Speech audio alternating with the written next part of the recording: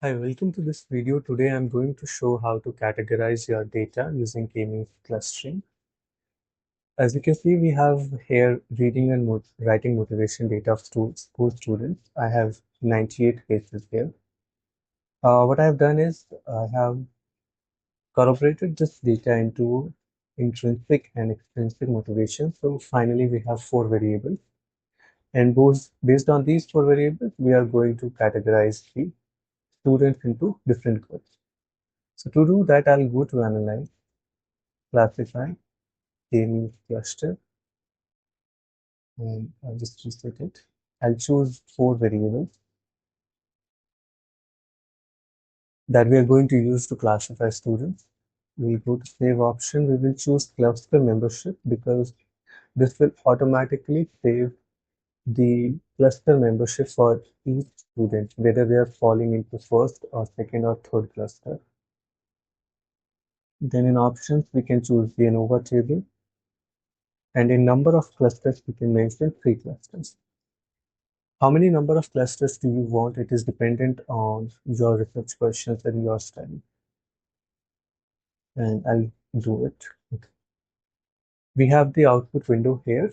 So there were some initial clusters, then different iterations happen, total of 6 iterations before reaching the best clustering.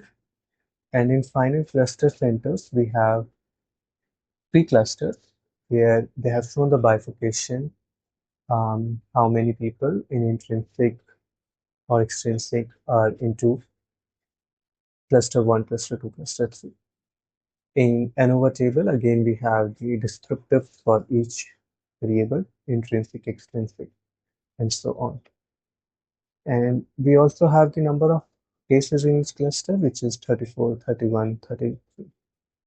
Okay, if we go back to our data, we will see that there is a column called QCLC. This is the classification which the SPSS has added automatically because we chose the save option. So you can see that for each case 1 is in cluster 3, case 2 is in cluster 2, case 5 is in cluster 1, and so on. So we have it for everyone. The second thing we are going to do is to do multivariate analysis for our data to check if our classification has come out well or not. For that, we'll go to Analyze, GLM, multivariate, and we'll choose the 4 variables here as dependent variables and QCL3 as fixed factor. For post-hoc, we can choose Tukey and Scheffé, and we'll just check the options as well. We don't need anything from here. Still, also we don't need anything, so that should be okay. I'll click OK.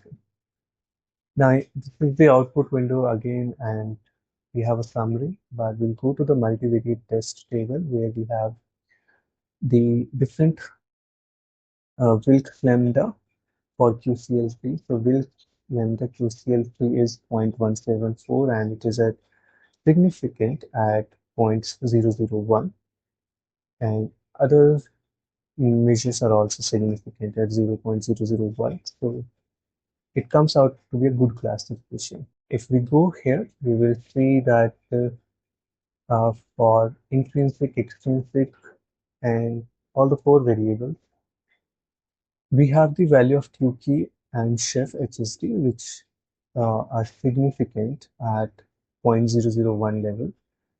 So that comes out as a significant confirmation for our analysis classification also. So we have 1.80, 2.23, and most of these values are coming as significant. Okay, the next thing that we are going to do is to do the discriminant analysis for our classification, which will tell us if the classification is good enough or not, and if the different clusters are basically able to discriminate between different clusters, between students. So we'll go to analyze, classify, discriminant. We'll add our grouping variable here. Define range as 1 to 3.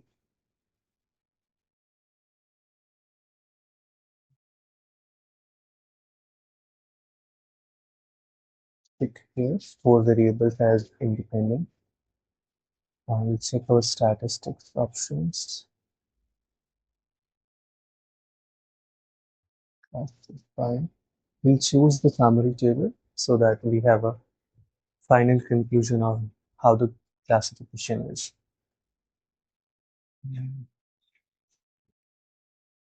We don't need to say anything here. I'll click OK.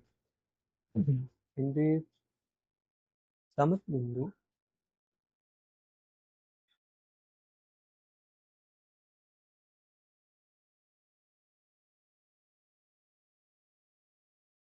this is the output window. We'll go to our discriminant functions. We have eigenvalues here. Both of these eigenvalues are good values here and strong values. So this shows that our discriminant and clustering has been good. We'll go to Wilks Lambda again, and it is again significant at 0.001 level.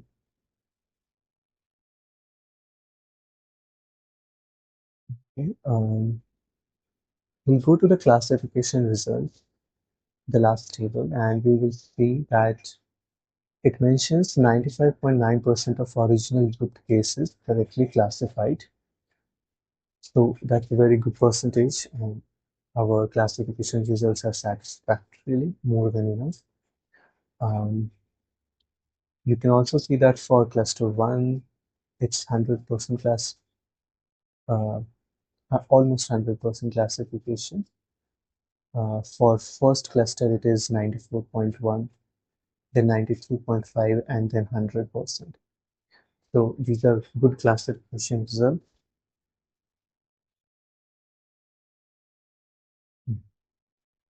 And so all of these discriminant functions, summary table, multivariate analysis, and using Tukey and Scheffé test also, and Wilks Lambda values. We have got three clusters which are very good. Their classification is coming up to 95% correct, and significant values of discriminant functions and significant values of Tukey and Scheffé's test in multivariate. So that to an extent confirms that the classification has been good and satisfactory. Thank you for watching this. If you have any questions, please feel free to comment.